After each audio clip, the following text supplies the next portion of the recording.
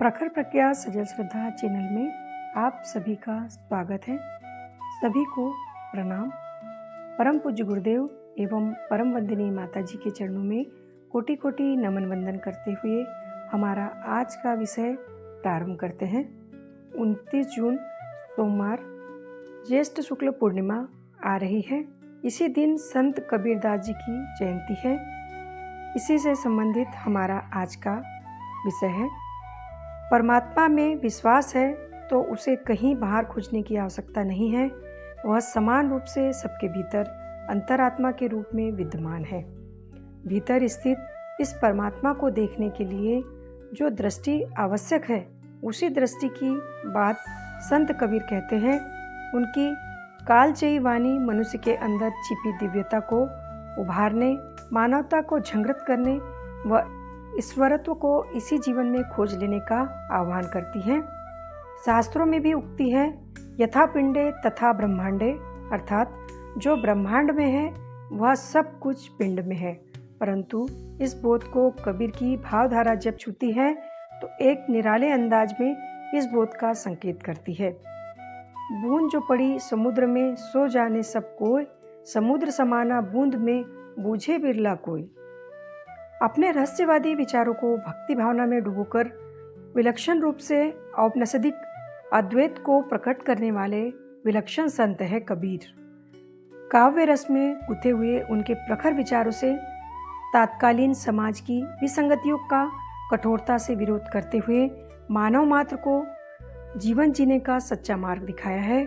मानव जीवन में प्रेम, समानता, एकता और ईश्वर बोध की एक महान प्रेरणा देने वाले संत कबीर की जीवन यात्रा भी विलक्षण ही कही जा सकती है। उनका जन्म पुण्य भूमि काशी क्षेत्र में होने का उल्लेख मिलता है। मुख्य रूप से उनका कार्य क्षेत्र भी काशी बनारस का क्षेत्र ही कहा गया है। जुलाहे परिवार में पालन पोषण होने के कारण वे स्वयं भी जुलाहे का ही काम करते रहे। औपचारिक शिक्षा भी प्राप्त नहीं हो सकी। उनकी ही प्रसिद्ध पंक्ति है, मसी कागज छुओ नहीं, कलम गही नहीं हाथ। परंतु कबीर की अंतर्दृष्टि अत्यंत निर्मल और प्रखर है। पढ़े लिखे न होने के बावजूद उनका चिंतन ज्ञान क्षेत्र के उत्तम सोपानों को प्राप्त करता है। उनकी रहस्यात्मक वाणी और व्यंग्यात्मक शैली ने समस्त बौद्धिक जगत को विस्मित किया है। उनकी दिव्य वाणियों का संग्रह बीजक के नाम से अत्यंत प्रसिद्ध है। रवैनी, सबद और साखी इनके 3 भाग हैं।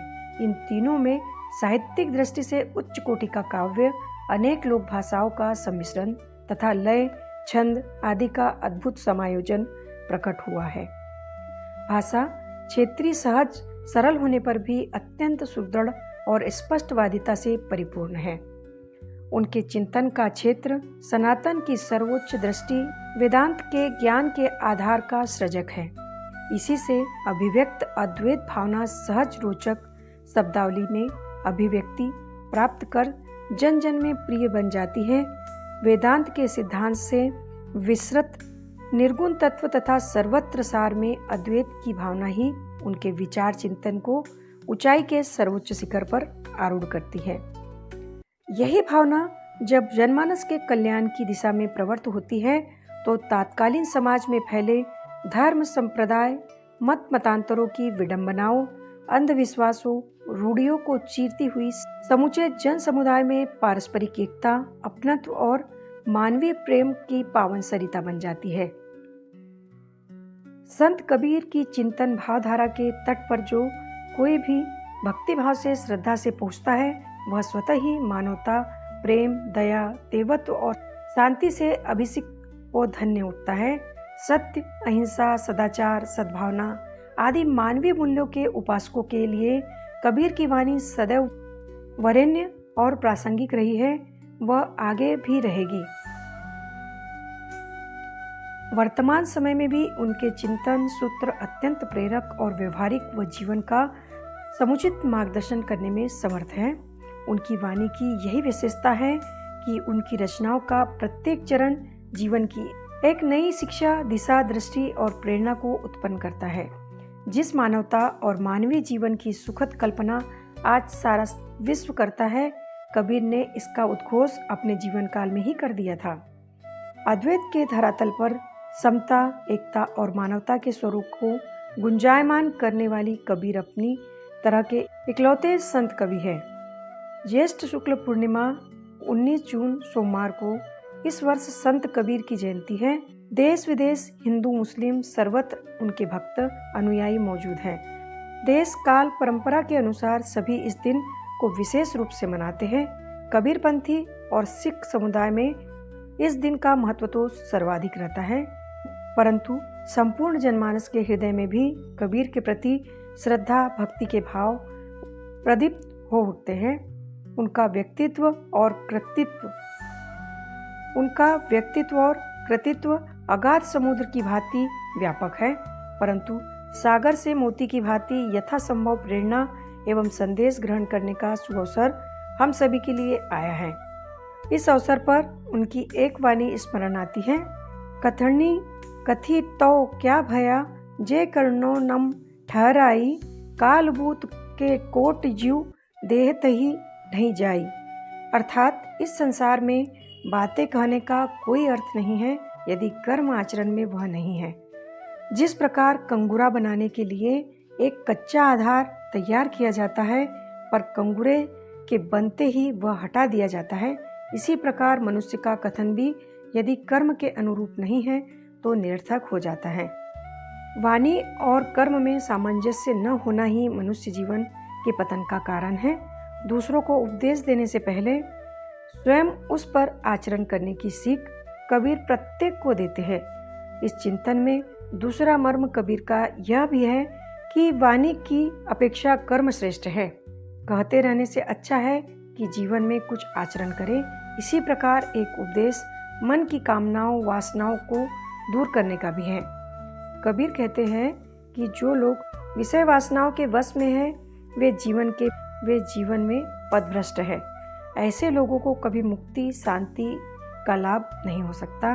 विषयों से अनुरक्ति में जीवन अनंततः समूल नष्ट ही हो जाता है। अतः इसका उपाय है सच्चे मन से प्रेम भावना से चित्त को ईश्वर में लगाए रहना। यही सहज योग और शांति मुक्ति का सरल मार्ग है। कबीर के अनुसार व्यक्ति समाज और परमात्मा को प्रसन्न करना चाहता है तो उसका भी यही उपाय है कि वह सच्चे मन से कर्म करे। सच्चे मन का तात्पर्य है सत्य को समझकर कर्म करना।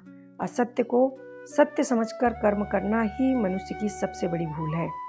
सत्य यह है कि कर्मों का फल निश्चित है। जो जैसा कर्म करता है उसे वैसा ही परिणाम भोगना पड़ता है। साहूकार की उधारी चुकाने के समान प्रत्येक मनुष्य को कर्मों का हिसाब देना पड़ता है। मनुष्य यदि इस सत्य को समझ ले तो वह कभी पथभ्रष्ट नहीं हो सकता।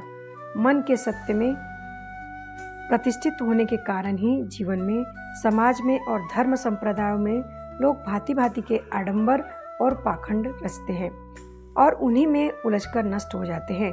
मन शुद्ध नहीं होने से शास्त्र और शिक्षा भी कोई काम नहीं आती, सब बेकार हो जाता है। अतः सहज योग और सच्ची भक्ति का मार्ग ही सबके लिए उत्थान और कल्याण का पथ है।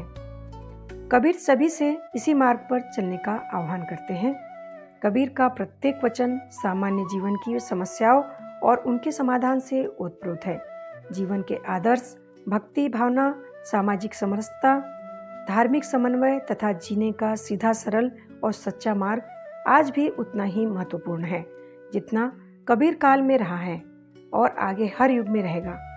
वर्तमान के भोगवादी जीवन और तनावपूर्ण जिंदगी के कष्टों से उबरने के लिए कबीर का स्पष्ट संदेश है आत्मसंयम, निर्भीकता, प्रेम, समर्पण और सच्चाई।